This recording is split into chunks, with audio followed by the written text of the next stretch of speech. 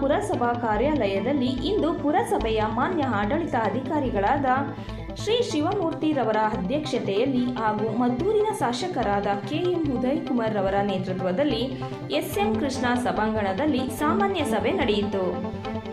ಸಭೆಯಲ್ಲಿ ಎಲ್ಲ ಪುರಸಭಾ ಸದಸ್ಯರು ಹಾಗೂ ಆಡಳಿತ ಅಧಿಕಾರಿಗಳು ಭಾಗವಹಿಸಿದರು. ಇಂದಿನ ನಡವಳಿಕೆಗಳನ್ನು ಓದಿ ಎಲ್ಲ ವಿವಿಧ ವಿಚಾರಗಳನ್ನು ಓದಿ ರೆಕಾರ್ಡ್ ಮಾಡಲಾಯಿತು. 2023 ಹಾಗೂ 24ರ ಜನನ ಮರಣ ಹಾಗೂ ಜಮಾ ಖರ್ಚುಗಳ ಬಗ್ಗೆ ಓದಿ ರೆಕಾರ್ಡ್ ಮಾಡಲಾಯಿತು. ಸರ್ಕಾರದ ಆದೇಶ ಹಾಗೂ ಸುತ್ತಲೆ ಹಾಗೂ ಪುರಸಭೆಯ ನೀರು ಸರಬರಾಜು ಬಗ್ಗೆ ಎಲ್ಲ ಸದಸ್ಯರು ಚರ್ಚಿಸಿ ಸಭೆ ನಡೆಸಿದರು. ಈಗ 24/7 ಈ ಮೊದಲು ನಮ್ಮಲ್ಲಿ ಸರಬರಾಜು ಏನು ವ್ಯವಸ್ಥೆ ಇತ್ತು ಅಂದ್ರೆ ಬೀದಿಗೆ 2 ವಾಲ್ ಇರ್ತಿತ್ತು, ವಾರ್ಡ್ ವೈಸ್ ಇರ್ತಿತ್ತು. ನಮ್ಗೆ ಎಲ್ಲಿ ಬೇಕಾದ್ರೆ ನೀರು ಬಿಡ್ಕೊತಿದ್ವಿ ನಾವು. ನೀವು ಹೊಸದಾಗಿ ಏನ್ ಮಾಡಿದಿರಿ, ಒಂದ್ಸರಿ ಟ್ಯಾಂಕಲ್ಲಿ ನೀರು ಬಿಟ್ರೆ ಇಡೀ ಮುದ್ದೂರಿಗೆ ಹೋಗ್ಬೇಕು, ಅರ್ಧ ಮುದ್ದೂರಿಗೆ. ಈಗ ಎಮರ್ಜೆನ್ಸಿ ಒಂದು ಬೀದಿಗೆ ಹಬ್ಬ ಇತ್ತು, ಒಮ್ಮೆ ಮದುವೆ ಜಾತ್ರೆ ಏನೊಂದಿತ್ತು, ನಾವು ಎಮರ್ಜೆನ್ಸಿ ನಾವು ಎಲ್ಲಿ ಬೇಕಾದ್ರೆ ಮುದ್ದು ನೀರು ಬಿಡ್ಕೊತಿದ್ದಕ್ಕೆ ನಾನು ಮಾತಾಡ್ತೀನಿ. ನಮ್ಗೆ ಎಲ್ಲಿ ಅವಶ್ಯಕತೆ ಐತೆ ಅಲ್ಲಿ ಮಾತ್ರ ನೀರು ಬಿಡೋ ವ್ಯವಸ್ಥೆ ಇತ್ತು ನಮ್ಮಲ್ಲಿ. ಈಗ ವ್ಯವಸ್ಥೆ ನಿಮ್ಮಲ್ಲಿ ಇದೆಯಾ ಸರ್? ಈಗ ನಮ್ಮ ಕೆಲಸ ಮಾಡ್ಬೋದು, ಏನು ತೊಂದರೆ ಇಲ್ಲ. ಮಾಡಬೇಕು. ಅದಕ್ಕೆ ಏನ್ ಮಾಡಿರ್ತೀರಿ ಹೇಳಿದ್ರೆ ಇವಾಗ ಮಾತಾಡ್ತೀವಿ. ವಾರ್ಡ್ ವೈಸು ಬೀದಿ ವೈಸು ವಾಲ್ಗಳು ನೀಡಬೇಕು. ಮತ್ತೆ ನಾಳೆ ದಿವಸ ಇನ್ನೂ ಎಕ್ಸ್ಟೆನ್ಷನ್ ಆಯ್ತು, ನೀರು ಸಣ್ಣ ಬರ್ತದೆ. ಆ ನೀರು ಮಾಡುವ ವಾಲಿ ಅಂದ್ರೆ ಯಾವ ರೀತಿ ನೀರು ಬಿಡೋದು? ಮಾಡ್ತೀನಿ. ಸರ್ಕಾರದಿಂದ ದುಡ್ಡು ಫಂಡ್ ಅರ್ನೇಜ್ ಮಾಡಬೇಕು. 100 ಕೋಟಿ ಬೇಕಾಗುತ್ತೆ. ನಾನು 50 ತರ್ತೀನಿ. ಒಟ್ಟೇರಿ ನಮ್ಮ ಅವಧಿಲಿ ಆಗೋಗ್ತೀವಿ. ಮುಂದಕ್ಕೆ 30-40 ವರ್ಷ ಆದ್ರೂ ದಟ್ಟಣೆ ಕಮ್ಮಿ ಆಗಿದೆ. ದಿನ ಆಗಿಲ್ಲ. ಈಗ ಆಲ್ರೆಡಿ ಬೋರ್ಡ್ ಆಫ್ ಕಂಡಕ್ಟ್ ಸ್ಪರ್ಧೆ ಹೋಗಿದ್ರೆ ಸರ್ವೆ ಮುಗಿದಿಲ್ಲ. ಬೋರ್ಡ್ ಆಫ್ ಕಂಡಕ್ಟ್ ಸರಳಾಗಿ ದಿನ ಆಯಿತು. ಈ ಸರ್ವೆ ಪ್ರಾರಂಭ ಮಾಡ್ತಾರೆ. ನಮ್ಮ ರಸ್ತೆ ಎಷ್ಟಿದೆ, ಎಷ್ಟು ನಾವು ಅಡ್ಮಿಷನ್ ಮಾಡೋದಕ್ಕೆ ಆ ಕಡೆ ಈ ಕಡೆ ಅವ್ರಿಗೇನು ಕೊಡಬೇಕು, ಅದೇನು ಕಾಸು ಎಲ್ಲ ಸರ್ವೆ ಮಾಡ್ತಾರೆ. ಯಾರು ಪಾಪ ಅಲ್ಲಿ ಜಾಗದಲ್ಲಿ ಇರ್ತಾರೋ ಅವ್ರಿಗೇನು ಕೊಡಬೇಕು, 1-2 ನಾವು ಕೊಡೋಕ್ಕೆ ವ್ಯವಸ್ಥೆ ಮಾಡ್ತೀವಿ. ಅದನ್ನು ಕೊಡ್ತೀವಿ ಅವ್ರಿಗೆ. ಅಧಿಕೃತ ಒಂದರಿಂದ ವಸತಿ ತೊಗೊಳ್ತೀವಿ.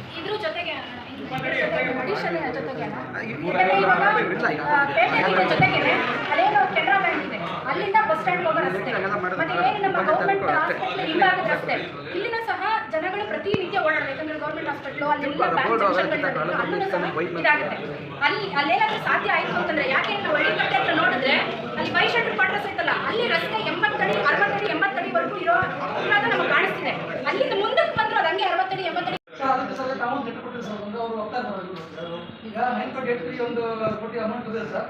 ನಾವು ಆಲ್ರೆಡಿ 273.1 ಪೈಪ್ ಲೈನು, 75 ಪಂಪ್ಸೆಟ್ಸ್ ಎಲ್ಲ ಒಂದು ಸಪ್ರೇಟ್ ಟೆಂಡರ್ ಆಗಿದೆ ಸರ್ ನಮ್ಮಲ್ಲಿ. ಅದಕ್ಕೆ ತಾವು ಒಂದು ಲೆಟರ್ ಕೊಟ್ಟು ಅವರು ಹೋಗ್ತಾರೆ. ಅವರು JJMದವರು ನಮ್ಗೆ ಸಪ್ರೇಟ್ ಒಂದು ಮಾಡಿದ್ವಿ.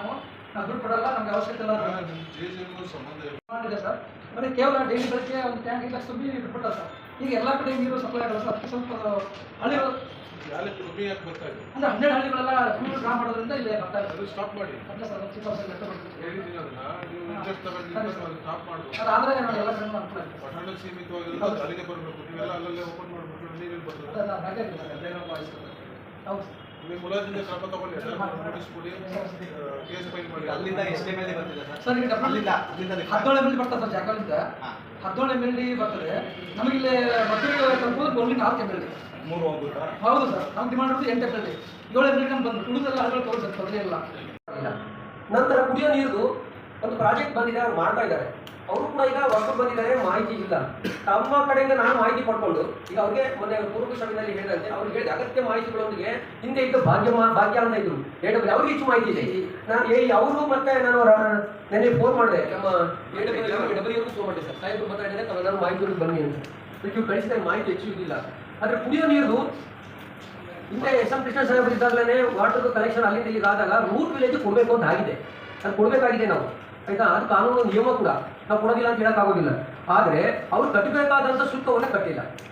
ನಮ್ಮ ಪುರಸಭೆಗಾದರೆ ಮ್ಯಾನ್ ಪವರು ಮತ್ತು ಕೆಮಿಕಲ್ಸು ಮತ್ತು ವಿದ್ಯುತ್ ರಿಪೇರಿ, ಮೋಟರ್ ರಿಪೇರಿ ಇತ್ಯಾದಿಗಳಿಗೆಲ್ಲ ಕೊಡಬೇಕು ಅಂತ ನಾವು ಕೊಟ್ಟಿದ್ದೀವಿ.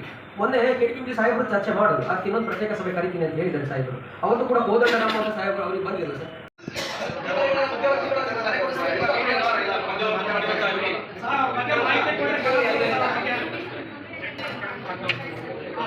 ಅವರಾದ್ರೂ ಸಂಘಟನೆಯವರಂತೆ ಕೊಟ್ಟಿದೆ ಸರ್. ಅದು ಅವರು ಆಡಬೇಕು ಸರ್, ನಮ್ಗೆ ದುಡ್ಡು ತುಂಬಬೇಕು ಸರ್. ಆಮೇಲೆ ನಾವು ವರ್ಕ್ ಮಾಡ್ತೀವಿ ಸರ್. ಇತ್ತಿತ್ತಲಾಗಿ ಏನಂತ ಅವರು ನಾವು ತುಂಬ ನಿಮ್ಮ ಅವಶ್ಯಕತೆ ಬೇಡ, ನಾವು ಬೇರೆ ಮಾಡ್ತಾ ಇದ್ದೀವಿ ಅಂತ ಲೆಟರ್ ಬರ್ತದೆ ಸರ್. ಸರ್ ತಾವು ಒಂದು ಲೆಟರ್ ಬರ್ತದೆ ಸರ್. ಲಾಸ್ಟ್ ಟೈಮ್ ಬಂದಾಗ ಅವ್ರು ಹೋಗಲಿಲ್ಲ ಸರ್.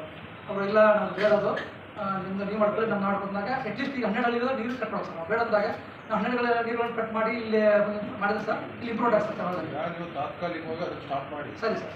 ಆಮೇಲೆ ಅವ್ರು ಆರ್ಡರ್ ಬೇಸ್ಡ್ ಮೀಟಿಂಗ್ ಕರೆದು ನೋಡೋಣ. ಸರಿ ಸಪ್ರೇಟ್ ಮಾಡ್ಲಿಕ್ಕೆ ಸಾಧ್ಯ ಆದರೆ ಸಪ್ರೇಟ್ ಮಾಡೋಣ. ಅವ್ರು ಯಾರು ಡಿಸ್ಟರ್ಬೆನ್ಸ್ ಇಲ್ಲ. ಅಲ್ಲಿವರೆಗೆ ನೀವು ನೋಟಿಸ್ ಕೊಟ್ಟು ಕೊಟ್ಟು 12 ಸ್ಟಾಪ್ ಮಾಡಿದ್ರೆ ನಮಗೆ ಇಂಪ್ರೂವ್ಮೆಂಟ್ ಆಗುತ್ತೆ ಸರ್. ಅವಾಗ ಎಲ್ಲ ಕಡೆ ಹೋಗುತ್ತೆ. ಎಲ್ಲ ಕಡೆ ನಮ್ಮದು ಸರ್ ಡಿಸೈನ್ 22 ಡಿಸೈನ್ ಇರುತ್ತೆ ಸರ್. ನಾವು ಕನಿಷ್ಠ ಒಂದು ಅದರಲ್ಲಿ 5 ರಿಂದ 6 ತಾಸು ಕೊಟ್ಟು ಅಷ್ಟೇ ಎಲ್ಲ ಕಡೆ ಹೋಗುತ್ತೆ ಸರ್. 1 ತಾಸು 1.5 ತಾಸು ಕೊಟ್ಟರೆ ಸರಿಯಾಗಿ ಇಪ್ಪತ್ತಾಗಿ ಸಪ್ಲೈ ಆಗೋದು ಅದನ್ನ ನೋಡಿ ಸರ್. ಮೇಡಮ್ ನಾನು ಬರ್ತೀನಿ, ನಾನು ಅಟೆಂಡ್ ಮಾಡ್ತೀನಿ.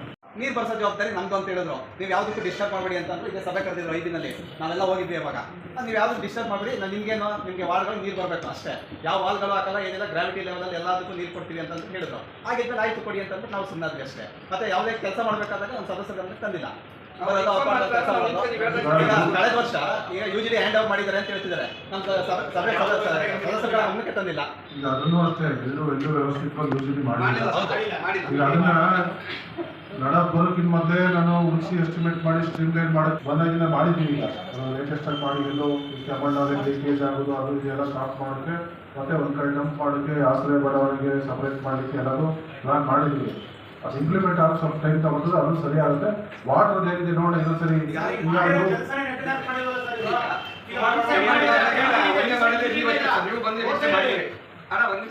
ನೀವು ಬಂದು ಬಂದು ಮಾಡಿದ್ರೆ ಪೇಪರಲ್ಲಿ ಬಂದು ನಾವೆಲ್ಲ ಸಪ್ರೇಟ್ ಲೈನ್ ತಗೊಬಂದು ಏನು ಬೆಟ್ಟಕ್ಕೆ ಕನೆಕ್ಷನ್ ಮಾಡಿದ್ದೀವಿ. ಅವತ್ತು ಬಂದು ಅವರು ಕನೆಕ್ಟ್ ಮಾಡೋದು. ಮತ್ತೆ ಇದ್ರ ಜೊತೆಗೆ ಆಗ ನೋಡಿ ಹೋಗ್ತಾ ಇಲ್ಲ. ಮೇನ್ ಲೆವೆನ್ ಕಾಲೇ ಬರೀತಾ ಇದೆ. ನಾವು ಒಂದು ವಾರದಿಂದ ದಿನದಿಂದ ಅವ್ರಿಗೆ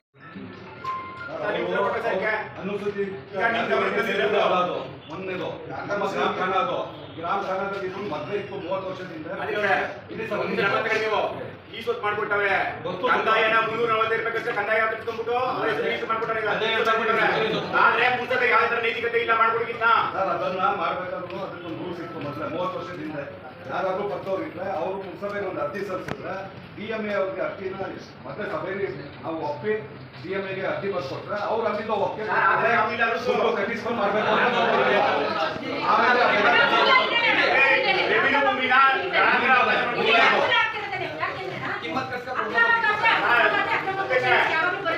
ಸರ್ಕಾರಿ ಮೂಲ್ಯ 5 ಲಕ್ಷ 5 ಮೂಲ್ಯ ಸರ್ಕಾರಿ ಮೂಲ್ಯ 3,440 ಮೊನ್ನೆ ಯಾವ್ದು ಬಂದ್ರು ಕಂಪ್ಲೇಂಟ್ ಹೇಳಿದ್ರು ಸರ್ವೆ ಮಾಡಿಸಿದೀವಿ ಕೆಳಗಡೆ. ಹಂಗೆ ಕೊಟ್ಟರೆ ಇಡೀ ಮದ್ದೂರು ಪಟ್ಟಣದ ಸಂಪೂರ್ಣವಾಗಿ ಸರ್ವೆ ಮಾಡಲೇಬೇಕು. ನೀವು ಇನ್ನೂ ಕೊಟ್ಟರೆ ಇನ್ನೂ ಸುಲಭ ಆಗುತ್ತೆ. ಈಗ ಈಗ ಅಧಿಕೃತವಾಗಿ ಕೊಡ್ಬೇಕಲ್ಲ ಒಂದು ಲೆಟರ್ನ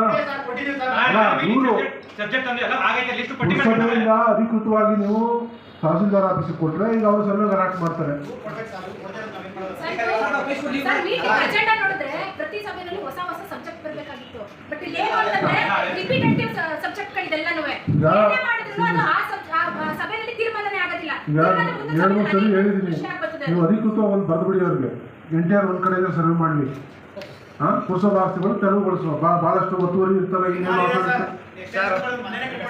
ಮನೆ ಕೊಟ್ಟರು ಡೆಮಾಲಿಸ್ ಮಾಡ್ತಾರೆ. ಈಗ ನೋಡಿ, ಈಗ ಅವರು ಏನು ಪುರಸಭೆಯವರು ಕೊಟ್ಟಿದ್ದಾರೆ ಸರ್, ಅವರು ಈಗ ಅದು ಬಸ್ಗೆ ಅಂತೇಳಿ 800 ರೂಪಾಯಿ ಇವರೇ ಪುರಸಭೆಯಿಂದ ಕಟ್ಟರೆ ಆನ್ಲೈನ್ ಆಟೋಮೆಟಿಕ್ 15 ದಿನಕ್ಕೆ ಅಲರ್ಟ್ ಆಗುತ್ತೆ ಸರ್ ಅವರಿಗೆ. ಅವ್ನು ಬಂದು ಹಳತೆ ಮಾಡ್ಬಿಟ್ಟು ಎನ್ಕ್ರೋಚ್ಮೆಂಟ್ ಆಗಿದೆ, ಎನ್ಕ್ರೋಚ್ಮೆಂಟ್ ಮಾರ್ಕ್ ಮಾಡ್ಕೊಡ್ತಾರೆ ಸರ್. ಯಾವುದು ಎನ್ಕ್ರೋಚ್ಮೆಂಟ್ ಮಾರ್ಕ್ ಮಾಡ್ತಾರೆ ಎನ್ಕ್ರೋಚ್ಮೆಂಟ್ ರಿಮೂವ್ ಮಾಡೋಣ.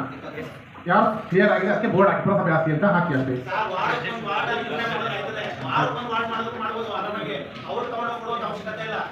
ಅಲ್ಲಿ ಬರೀ ರಿಜಿಸ್ಟರ್ಡ್ ಆಗದ ನಾವೇ ಖಾತೆ ಮಾಡ್ತೀವಿ ಅಂತ ನಾವು ಅವ್ರು ಕೇಳಬಹುದು. ನಮ್ಮಲ್ಲಿ ಅಸೆಸ್ಮೆಂಟ್ ಕೂತಿರೋದ್ರಿಂದ ಅವ್ರು ಕೂಡ ಅರ್ಥ ಮಾಡ್ಬೋದು ಸರ್.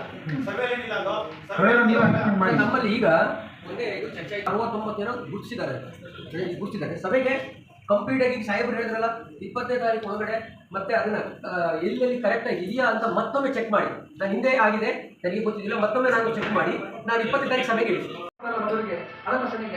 12 ಇಲ್ಲಿಗೆ 2 ದಿನ ಮುಂಚೆ 3 ದಿನ ಮುಂಚೆ ನೀರು ಬಿಡ್ತಾರೆ. ಅದು ಸಂಡೆ ಮಾಡ್ಬಿಡ್ತಾರೆ. ಯಾಕೆ ತಾನೇ ಅದೇ sir bulk shortage bulk sir. ಈಗ ನೀವು ಏನು ಹೇಳಿದ್ರಲ್ಲ ಶಾರ್ಟೇಜ್ ಬಲ್ಕ್ ಎಷ್ಟು ನೀರು ಅವಶ್ಯಕತೆ ಇದೆ ಅಂತ ಸರ್. ಈಗ ನಮಗೆ 7 ಮೀಟರ್ ಅವಶ್ಯಕತೆ ಸರ್. ಅದು ಸೇಮ್ ಟೆಂಡರ್ ಆಗಿಲ್ವಾ? ಬರೀ ನಿಮಗೆ ಮಾತ್ರ ಆಗ್ಬೋದಾ? ಅಂದ್ರೆ ಸರ್ ಈಗ ಬಲ್ಕ್ ಮೇಂಟೆನೆನ್ಸ್ ಇರೋದು TMC ಕಡೆ ಅವ್ರು ನಮಗೆ ಬಲ್ಕ್ ಕೊಟ್ಟರೆ ನಾವು ಮಾಡ್ತೀವಿ ಸರ್. ಎಲ್ಲ ಕೂಡ ಜೊತೆಲಿ ಕೂಡ ಮಾಡ್ತೀವಿ. ಈಗೆಲ್ಲ 12 ಹಳ್ಳಿಗಳದ್ದು ಕಂಟ್ರೋಲ್ ಮಾಡಿದ್ರೆ ಅದಕ್ಕೆ ಸಪರೇಟ್ ಟೆಂಡರ್ ನೀವು ಅದನ್ನ ಇದು ಮಾಡ್ತಾರೆ. 10 ಕೋಟಿ ನಾ ಇಟ್ಟಿರೋದು ಸಪರೇಟ್ ಲೈನ್ ಮಾತ್ರ 24 into 7 ಗೆ ಲೈನ್ ಬರಬೇಕು ಅಂತ ಸರ್ ಹಳ್ಳಿಗಳಿಂದ ಸರ್ ಅವ್ರು ನೀವೇ ಕಳಿಸ್ಕೊಡ್ತೀರಲ್ಲ ಅದಕ್ಕೆ ನೀವು ಇದು ಮಾಡ್ಕೊಳ್ತೀರಾ? ಒಂದು ಆಫೀಸಲ್ಲಿ ಏನ್ ಮಾಡಿ ಅಂತಂದ್ರೆ ಪ್ರತಿ ತಿಂಗಳು ನೀವು ಯಾವ ಬ್ಯಾಂಕಲ್ಲಿ ಕಟ್ತೀರಿ ಬ್ಯಾಂಕಲ್ಲಿ ಮಂತ್ ಎಂಡಲ್ಲಿ ಎಷ್ಟೆಷ್ಟು ಟ್ಯಾಕ್ಸ್ ಕಟ್ಟಿದ್ದಾರೆ ಅಂತ ಸ್ಟೇಟ್ಮೆಂಟ್ ಇರುತ್ತೆ ಆನ್ಲೈನ್ ಎಲ್ಲ ಇರುತ್ತೆ ಅದನ್ನ ತಗೊಂಡು ನಿಮ್ಮ ಲೆಡ್ಜರ್ಗೆ ವೆರಿಫೈ ಮಾಡಿ ಯಾರು ನೀವು